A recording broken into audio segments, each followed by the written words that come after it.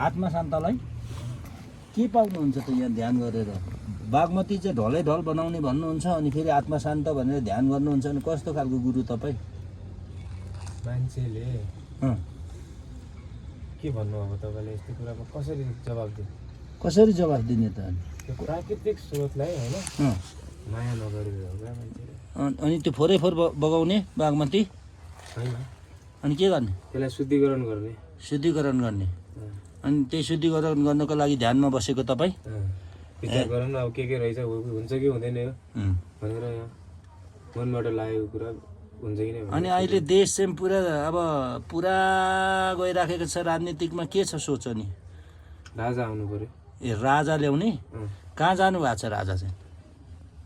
देशमा आफ्नो घर पर्सनल लाइफ जिइरहेको छ। अनि राजा यहीँ घुमिहिँड्दैछ त, जताततै कुदिराखेको छ त। त्यही त पर्सनल लाइफमा पो घुमिरहेको छ त। कस्तो राजा ल्याउने? अनि त्यसले देशको नीति र नियमलाई होइन विस्थापित गरेर अनि नीति र नियमै सुशासन भन्ने एउटा शब्द छ होइन, जसैले जो मान्छेले पनि प्रयोग गर्छ कि सुशासन चाहियो, यो सबभन्दा बोल्न अगाडि सुशासन चाहियो रे। के हो सुशासन? के हो सुशासन भने? छ के छ सुशासन शासन भन्ने शब्दको अर्थ नथापिकन मान्छेहरू त्यसरी बोल्ने होइन।